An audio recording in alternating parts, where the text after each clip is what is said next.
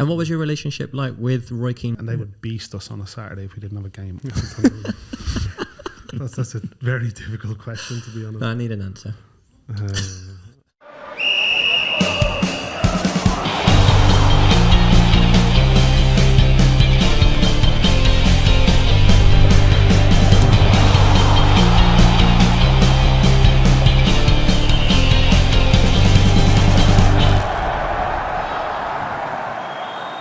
Hey everyone, welcome to the So Close, So Far podcast. It is our debut episode. This is a podcast that dives deep into the compelling and often emotional stories of people in football and sports.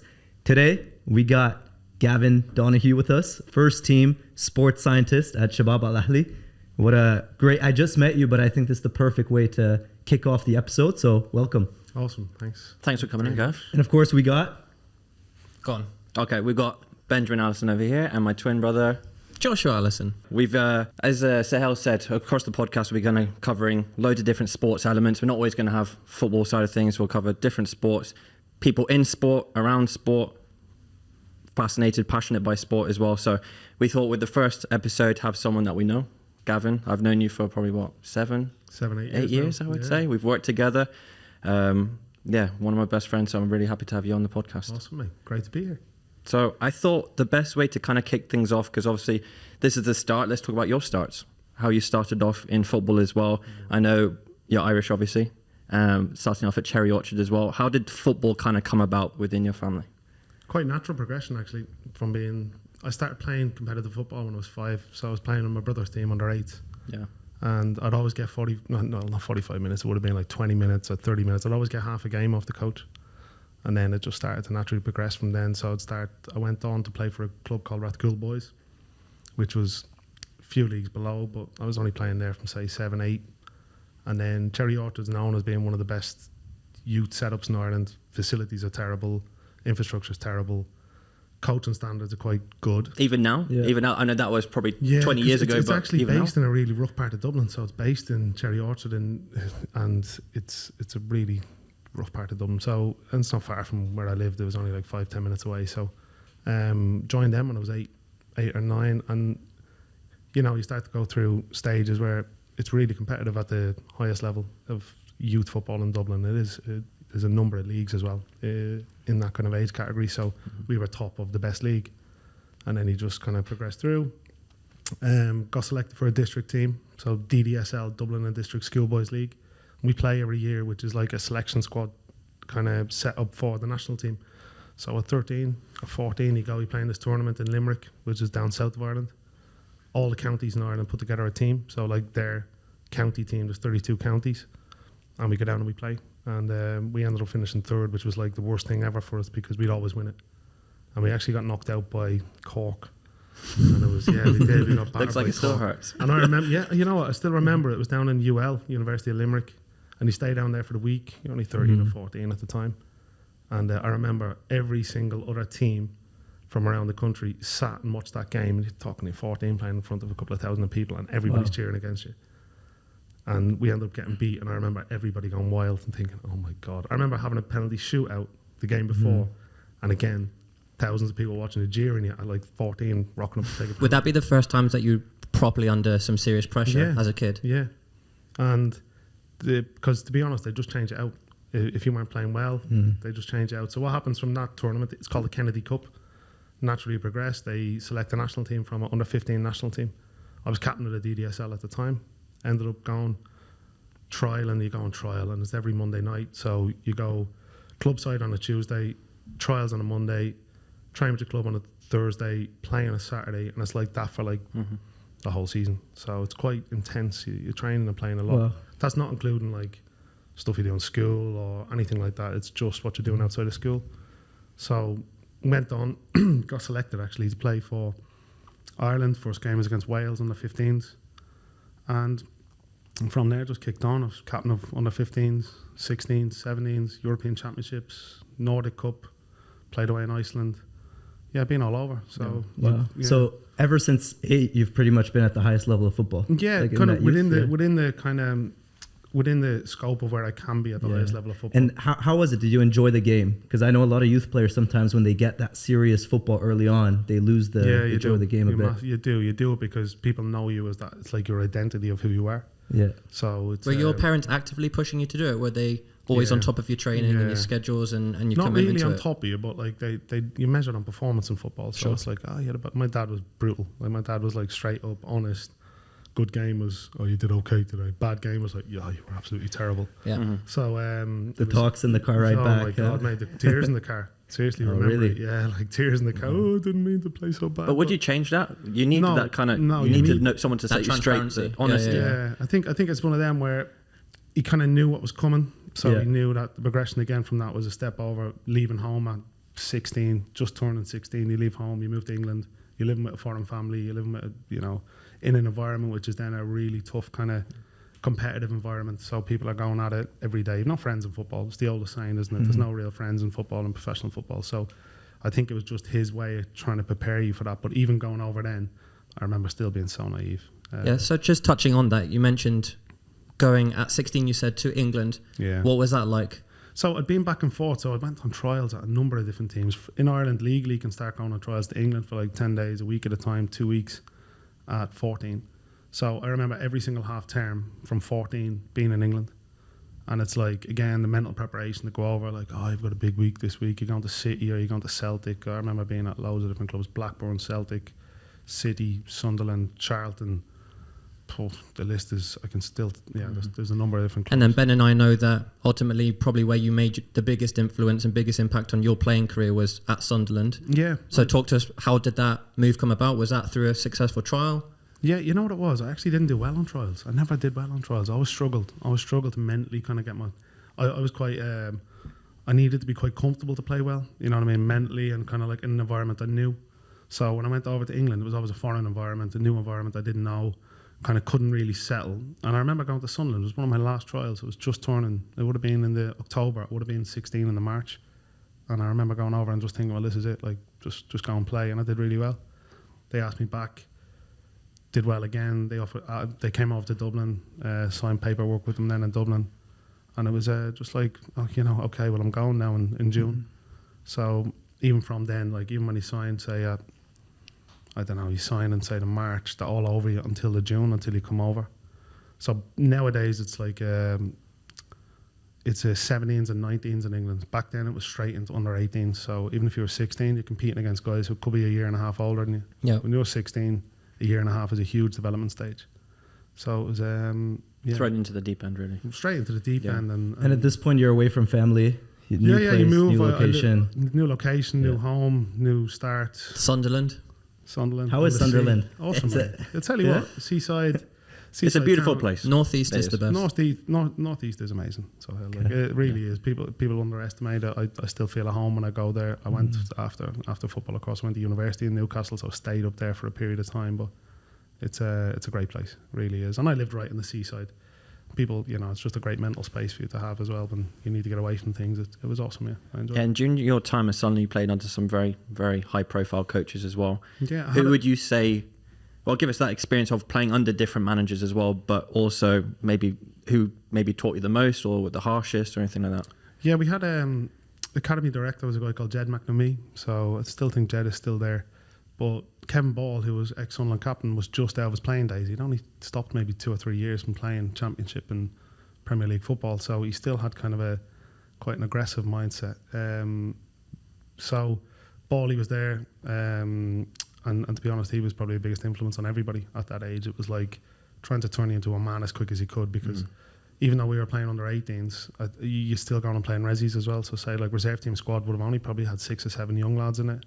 Rest of the boys were in the first team, and then the reserve team would have been built up from say 6 or 7 from, or maybe 5 or 6 from the first team, and then the rest would come from the youth team. So I remember I went over in the June. My first reserve team game was in the October. And then I played like 12 or 13 reserve team games that season. But reserve teams back then were men. You're playing against men at like a young age. So, but it was, to be honest, it was him. It was Kevin Richardson, ex-Everton. He was reserve team coach at the time. Yeah.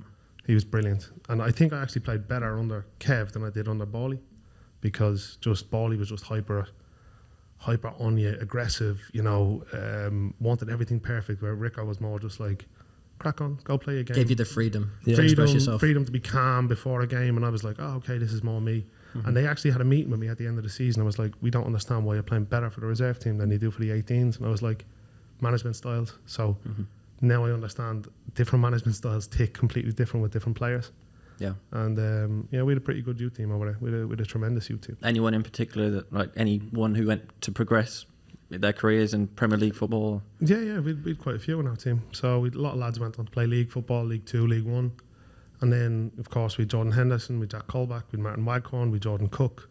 Some big names. The youth team that came, the year below me that came through was incredible. They were incredible. So my second year playing under 18s, we got the way the Premier League kind of worked then was you had North and South. So under 18s North, under 18s South, and we ended up progressing on. We ended up getting to the final. Actually missed the penalty in the final against Leicester. You did? Yeah. Big penalty. Who's that again, sorry? I nearly hit the ball out of the stadium, to be honest. Who's that again, sorry? Leicester. Who did they have? I think I played that day. Max Gradle played against me. Yes. Yeah, so a good player, Max. Winger, yeah. Rapid. In those moments where things don't really go according to plan, you sky the penalty. How did you deal with that mentally? It's a difficult moment. Yeah, it's a level of shame, especially like when you're that young, because you're still only 17, 18. Yeah. You're still trying to create your own identity in football. And people just judge you on performance. There's no other judge on human characteristics. It's just performance in football, which I think people develop at different stages as well in football. So like somebody at 18, okay, great example is like Rooney at 16 was a man, where there's a lot of guys coming through at 21, 22 now, and they're only developing. Where some guys don't even get the chance to get to 21, 22 in professional football, get offloaded, and then they're sitting in the doldrums of football for a while trying to show people how good they are. So they go through that trial process again, which can be extremely tough. It's a tough industry. People don't realise how tough it actually can be. Yeah, I think that's one big challenge in football is like it's so one-dimensional. Yeah. So everything comes down to your performance. And I've been through this too, when you're playing well, things are cool. But as soon as your performance on the pitch, you get injured, something doesn't go according to plan, you go home and you have nothing else. You have nothing else to fall back. And I don't think the system is structured to kind of teach the young kids to have other things in life to fall back on. Not at all. Yeah, I fully agree. So. And you're a perfect example of that, obviously, alongside this, and we'll come back to, obviously, the influence other managers and coaches had on your career, namely at Sunderland as well. But you prepared yourself away from football as well with your education side. You've got degrees, you've got, obviously, you're a master in sports science and everything, and that's positioned you very, very well where you're at in Shabab Al Ahli. So would you recommend that a lot more focus is put on the education side as well? Of course, yeah. I think what happened to me was second year at Sunderland. So second year would have been still playing under 18s reserve teams. I got a big injury, so I would have been out for about 7 months. And I pushed myself heavily into the education at the time. I was like, right, well, if this doesn't work, what have I got? My brother was at university, kind of gave you somebody to look up to go, well, if you go to university or whatever, you get something at the end. It's not like you just fall out of it and you have nothing to hold on to. So I did quite well, finished my school then. So you finish school at 18. At 19, you become a pro. So like you sign a professional contract, you no longer have to go to school. But I always had one eye kind of outside thinking, I need something else. I can't just have this as my identity, because if you have that, it's like if it all falls apart, what else have you got? Yeah, not a lot of people have that, or footballers nowadays have that sort of vision and foresight as well. Once they leave or they suffer a serious injury at a young age, they haven't got anything to fall back on. Yeah, and I know guys who've been around the game not around the game, who've fallen out of the game, say 7, 8, 9 years ago, and they're still kind of figuring out what they are, who they are, what they do. And I think that's an important thing as a man growing up. Everybody's trying to figure out what your identity is, who you are, where you fit in. So if you've worked for something since you, as I said, 8 years of age, you get to 19, 20, it's like everybody's looking at you going, you're going to be some superstar. And then it doesn't work out. It's like you're trying to rebuild your own identity at 20. So it's really tough.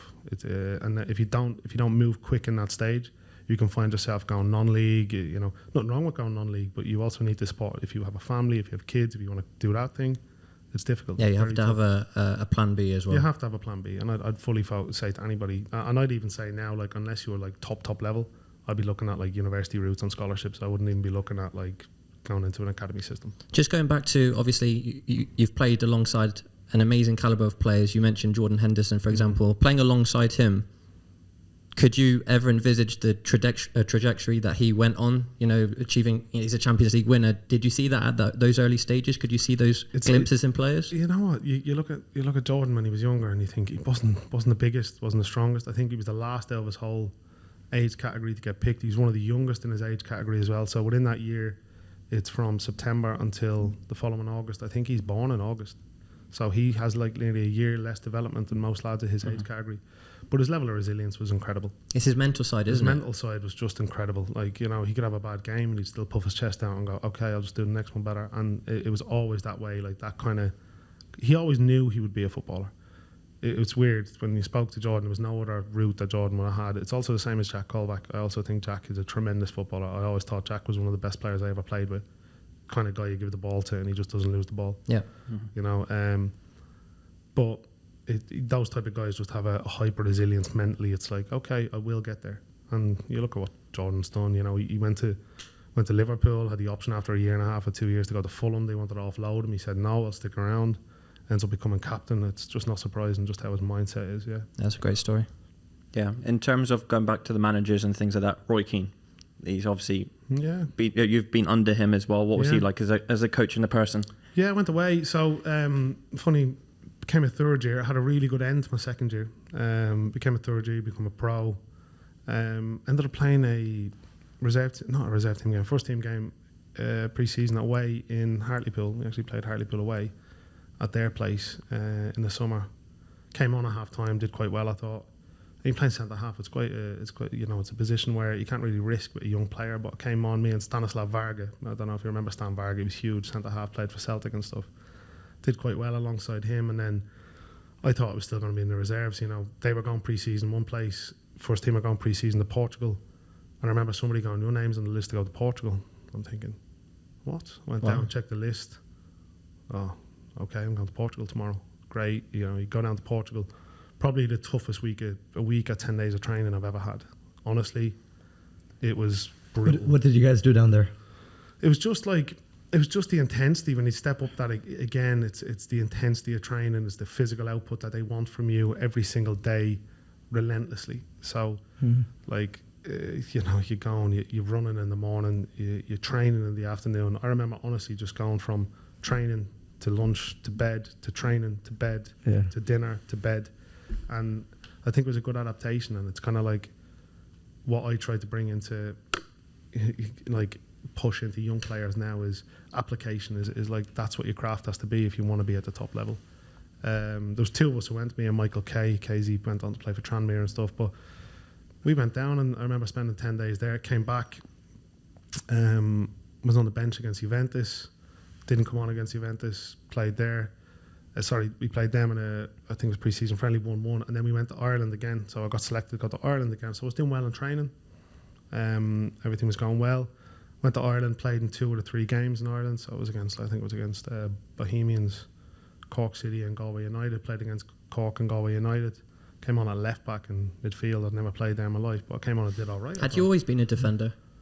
Growing up? Yeah, always played centre half. You always hear the stories, for example, Andy Carroll started as a left back and finishes as a number 9, for example. Did you ever have that transformation, or did it change much in your playing career? No, it was only as I got older I started actually think I could play in different positions, but I always felt that I was too small to play as a centre half, especially at that level, and I wasn't quick enough to play as a fullback. Yeah. So I probably should have played as like a 6 or something. You know? Sure. Like, Transfer market has you down as 180 centimetres. Is that true or false? Yes, true. Is it? Yeah, about 180. I'm not that big, mate. More like a square. You're as 180. wide as I am tall. You know. But yeah, it was.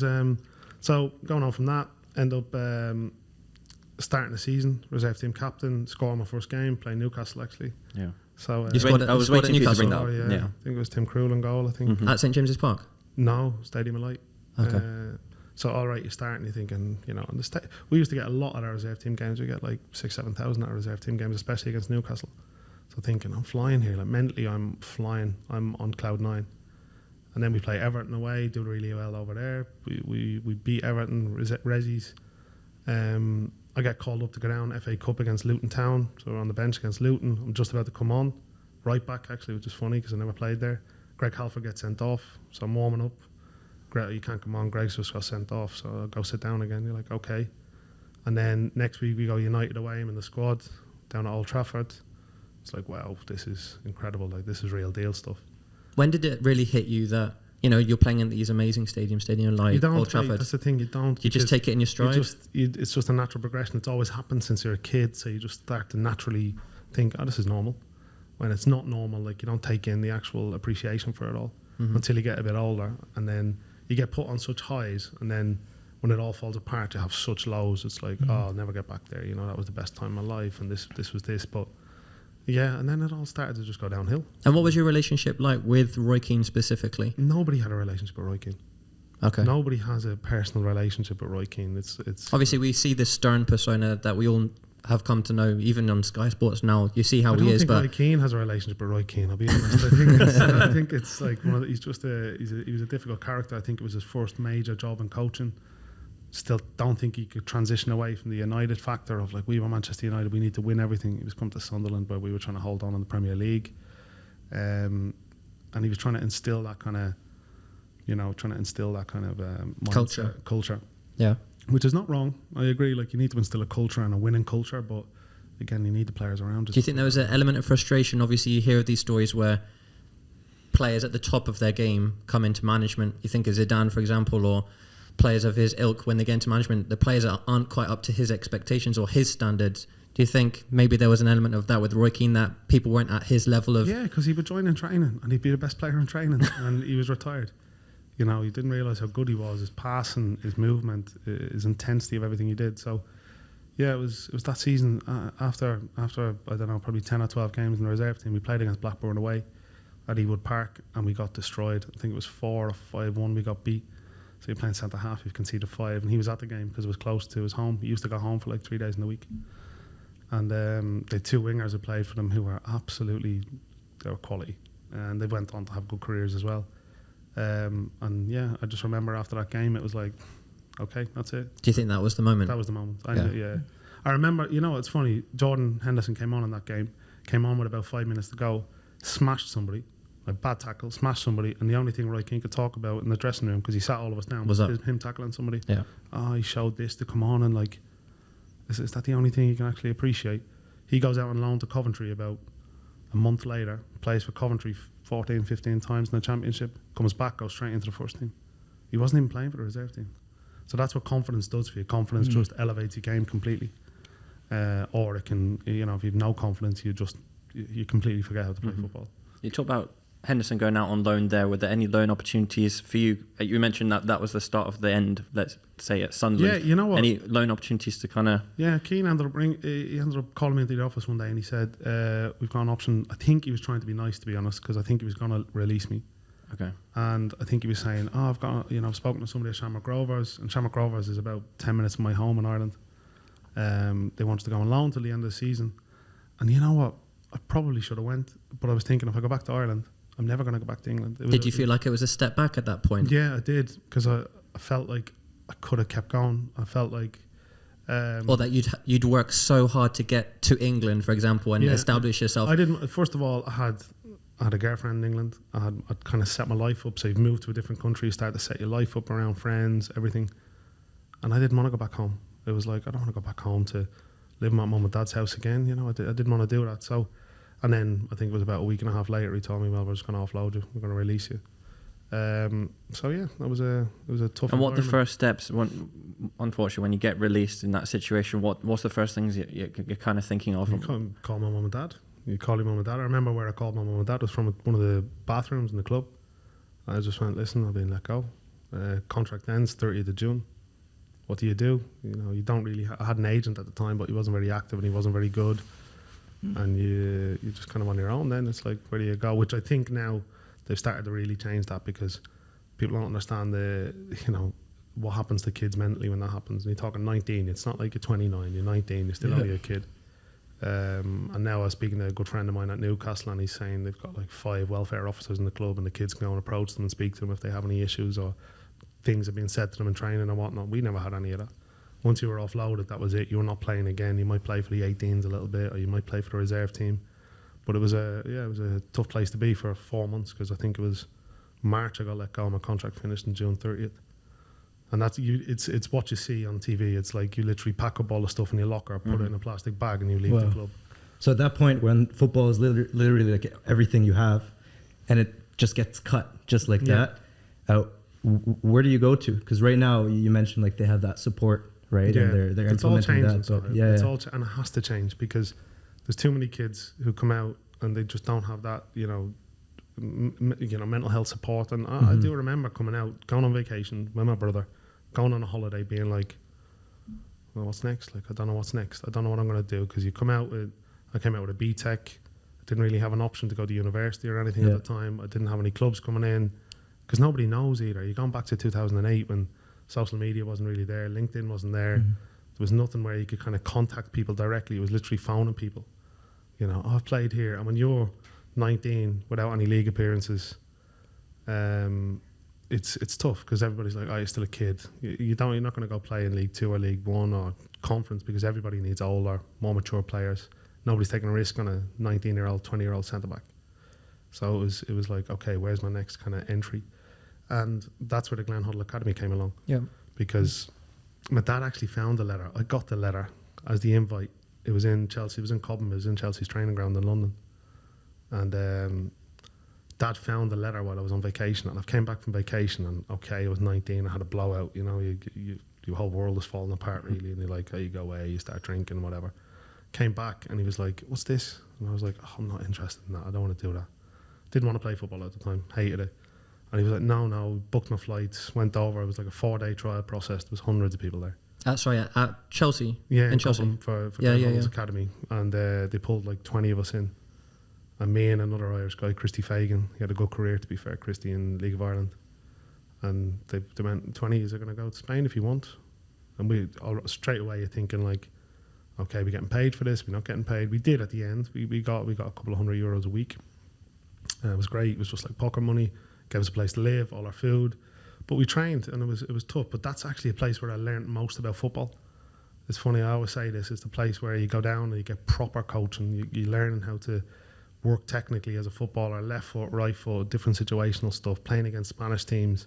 Spanish teams are very, very technical. So it's not like in England where it's route one because the pitch is wet and the grass is crap and like it's all these. It's like you learn how to become a footballer, and that was a really good experience. So just to be clear, with the Glen Huddle Academy, was it invitational only? It was basically a coming together of unattached or released players at that point, wasn't it? And then you all get together at Cobham. Was there a trial process then to go into Spain? Because you were in Spain for quite some time, wasn't you? I was in Spain for about 9 months. Yeah, I spent 9 months in Spain.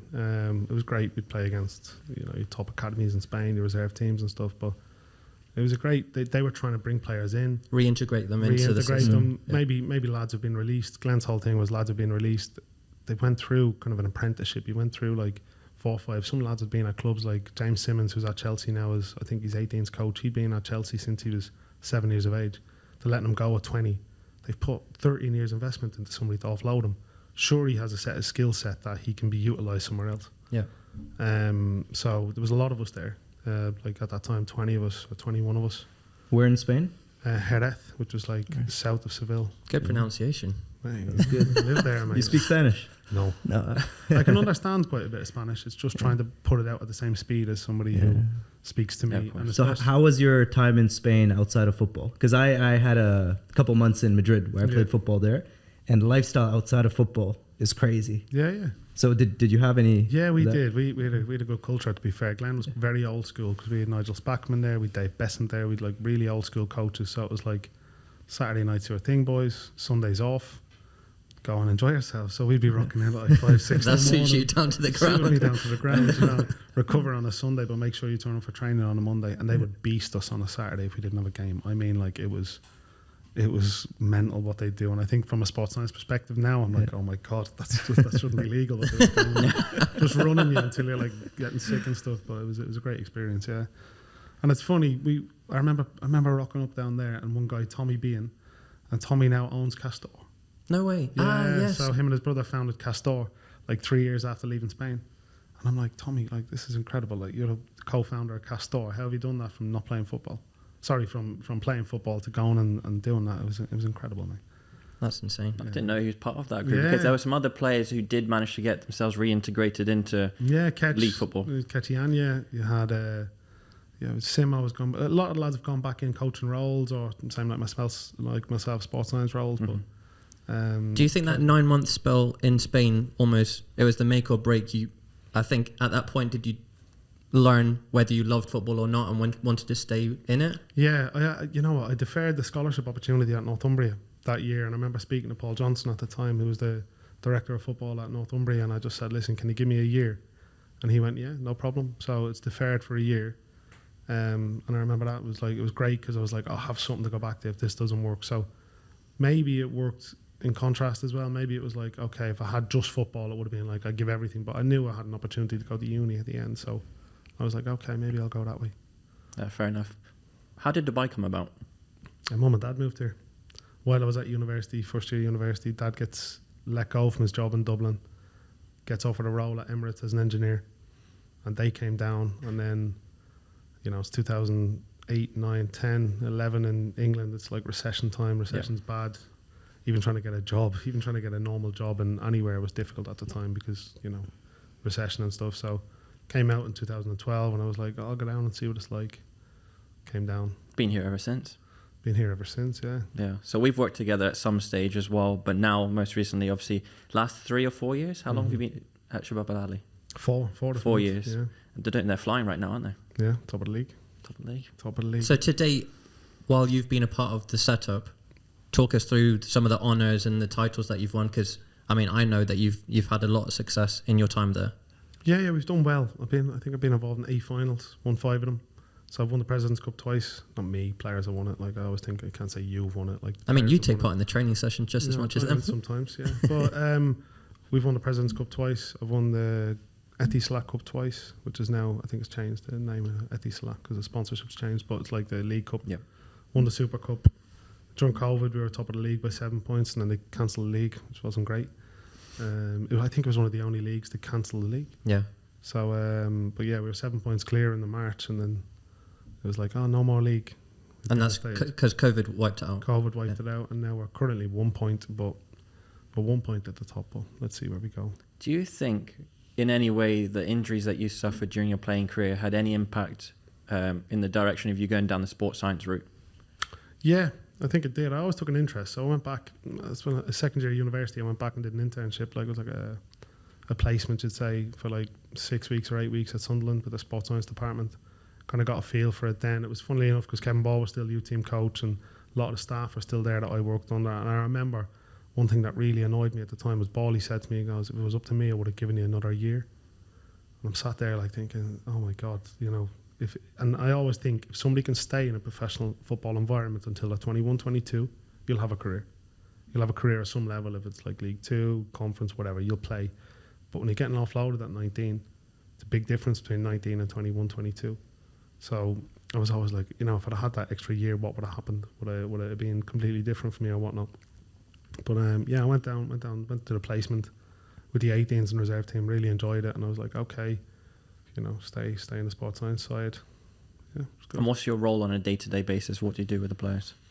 Oh, varies. You got injured players coming back from fitness, return to play criteria with them. So you're bringing them back, kind of getting them up to the speed of what the team is doing. Manage all the data for the team, so all the GPS data, weights, body fats, anything to do with fitness testing in the gym, manage all of that. Currently working with a coach who also he's a degree in exercise science, so he kind of has a good awareness of what we try to do. And it's just maintaining, kind of trying to keep 30 plates spinning at the same time. It's the best way I can kind of describe it within a football team. You've got 30 plates spinning, and you've got to keep them all going, making sure everybody's ready to play. So if lads haven't played in 6 weeks or 5 weeks or they're sat on the bench, they still have to be able to start a game and be able to give out the same level of fitness. So it's managing that. It's like trying to keep all the loads at the same level. Yeah, so talking about, obviously, your time at Shabab, you've been there 4 years, worked with a series of different managers and coaches. Most recently, and to date, you're working with Leonardo Jardim, who, I've just pulled it up, serial winner across Europe.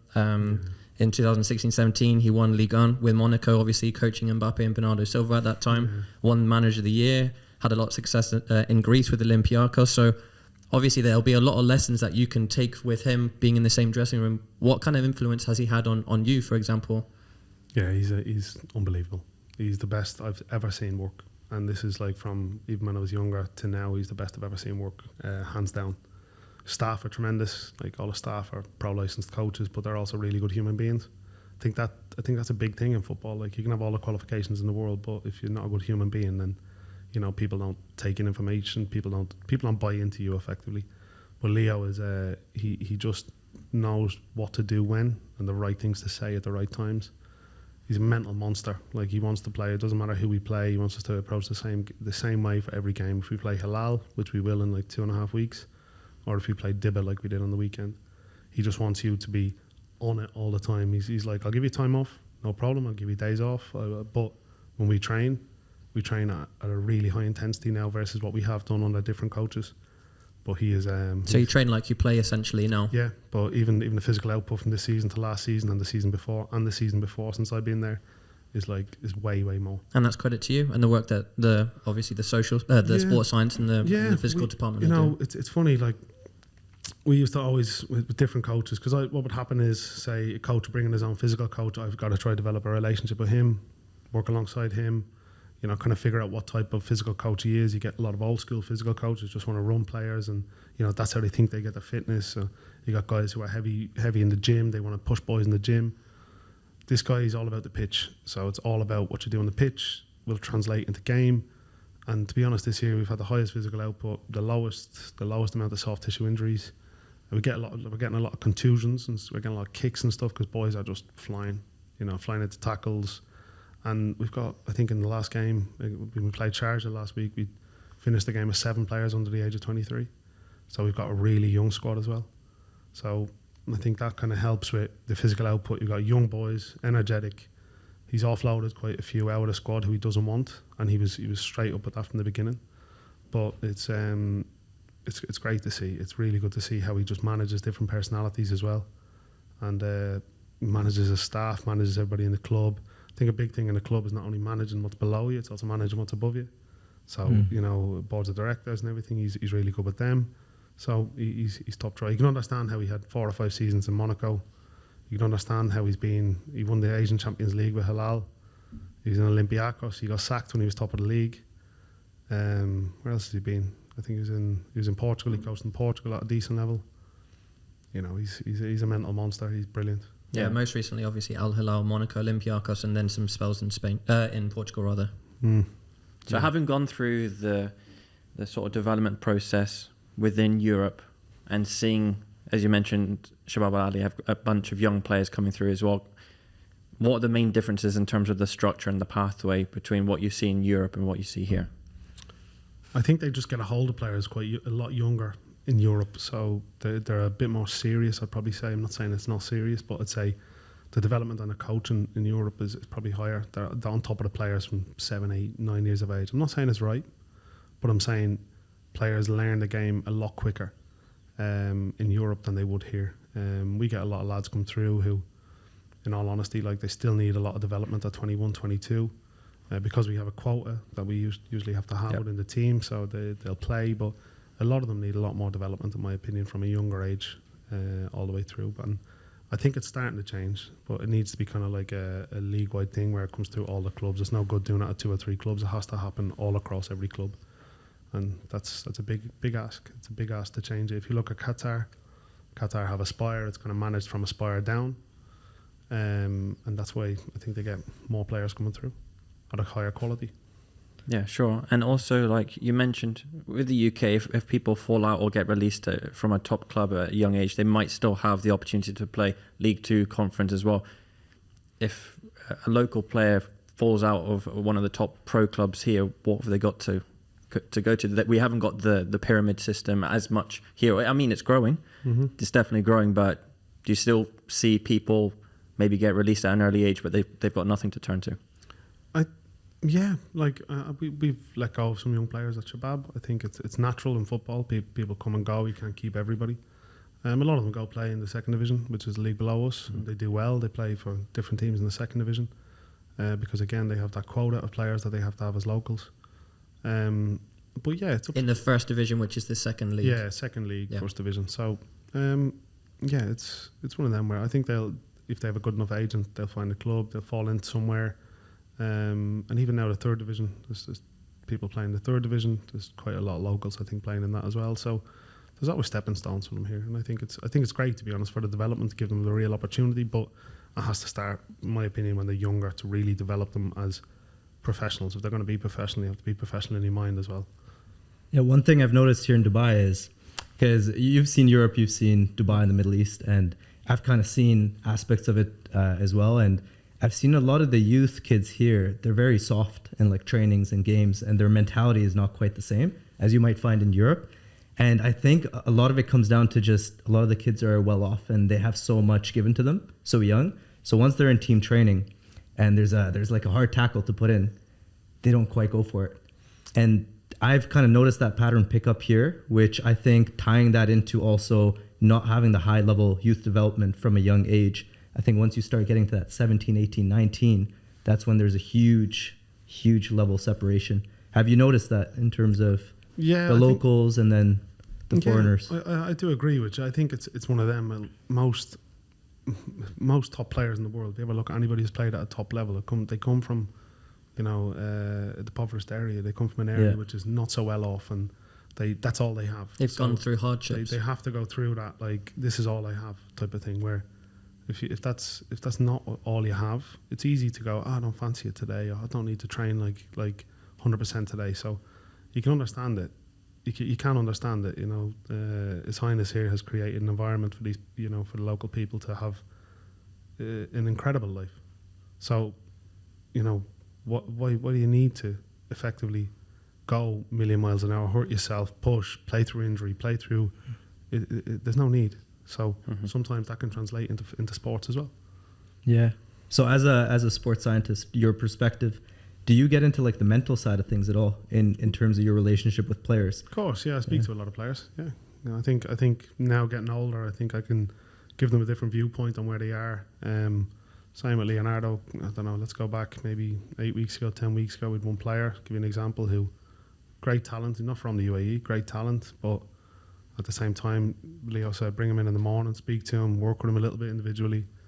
I think it's not due to me, but just due to trying to transition his mindset into where he is and what he's doing. It's easy for young players to fall away and be distracted and whatever, but trying to get that focus. And to be fair, he's back in. He's doing really well at the moment. So, of course, I speak to players a lot. And sometimes players need a conversation one-to-one. And I kind of work in those realms where I'm not part of the coaching staff. I'm not senior management in the club with like directors and whatever, but I can come down to their level. And I think that's important for any coach, to come to the level of the player that they're with and be like, get on their level, speak to them, and kind of understand the mental position that they're in. Because it just takes a little change. As I said earlier about confidence, it just takes a little change for somebody's whole mindset to change in the field. And then once that starts to roll, once that ball is rolling, it's very hard to stop. Yeah. Fair enough. Where is Gav going to be in 5 years' time? Where do you want to be? What do you want to have achieved? I don't know, It's you don't have to have it all mapped out, do you? No, I don't think so. I think opportunities come, and when they come, you got to take them. You can't plan ahead too far. I think it's just enjoying the moment. Is that because of the nature of football? Yeah. That it's so unpredictable, it's so cutthroat, ruthless, that sure. we don't know where anyone stands around this table in the sports industry, in 5 years' time, 2 years' time. Again, contracts in football are, year to year or every 2 years. So it's like 5-year contracts don't really exist in my industry, in what I do in kind of sports science and stuff. But who knows? It's a good story to date. Question from my side, in Gavin Donoghue, the movie, who plays Gav? That's a very difficult question, to be honest. I need an answer. I'm not really up to date with all these actors and stuff, to be honest. I don't know. Josh pulled out Colin Farrell before. I only say Colin Farrell because he's Irish, and also he does a bit, he manages his weight, and he blew up for the Penguin. Not like he'd have to blow up massively for you. Cheers, mate. He's calling me a fatty over here. Thanks, mate. No, it's I don't know, to be honest, mate. I don't know. Who'd play you in a movie? I've heard Shia LaBeouf a few times. Yeah? Yeah, just for his method acting, but also on likeness. I don't know if that's a good or a bad thing, but I've had Shia LaBeouf. Yeah, you both look a little bit like Shia LaBeouf. Okay. Yeah. That would be mine then. Yeah.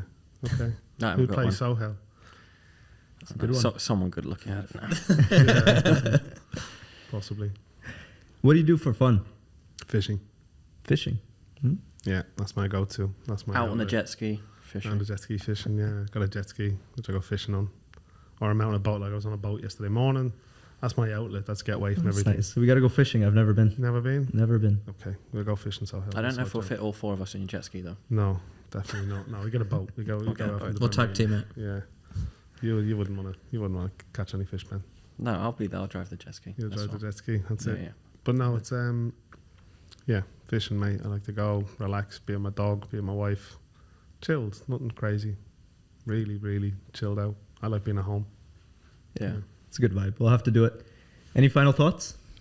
No, all good from my side. Actually, one more thing. I noticed on your transfer market profile, We'll come Gav, back to that. yeah, there was a few details here. Obviously, your date of birth, your nationality, your height. I was surprised with 180, but you seem Not confident that convinced it's about that. 180. Your highest market value, according to Transfer Market, was what? About What? 10 pence. It was in January 2008, and it listed you as 100,000 euros. It's Agree tremendous, or man. disagree? Wish somebody give me 100,000 euro now. Well, that's what I said. Could have been. That was the 2008, 100 grand. Yeah. Yeah, it's like, take that. Yeah, fair enough. No, that was my final thought. So, And it's like gonna it. be. I'm gonna be the least expensive player you'll ever have in this podcast. well, you're the first. No one will take that away from you. No, I enjoyed it. Awesome. Awesome. Gav, thanks so much for coming on. Cheers, I think it was a really cool perspective from the playing career, the story, the ups and downs that Yeah. people don't often get to see or hear about, right? So cool coming to share that. And then also you're doing some awesome stuff with Yeah, Shabab Al that's Ahli. And I'll speak to you guys in May, hopefully. Yeah, Yeah, definitely. yeah. We'll have to have you back on once you win the You can bring the trophy. once you win the Bring title, the trophy on. we'll go for some fishing as I well. don't. Sure. So, hell, why don't you tell everyone how they can find us? Yeah, so podcast So Close So Far. Check it out on Apple, on Spotify, and then also we are going to be on Instagram. Instagram and YouTube. So you can You can watch, watch us you on can YouTube. listen in, and make sure you check it out because we're going to have a lot of interesting stories. So thank you guys for tuning in. Drop a like on the video if you enjoyed, and we will catch you next time.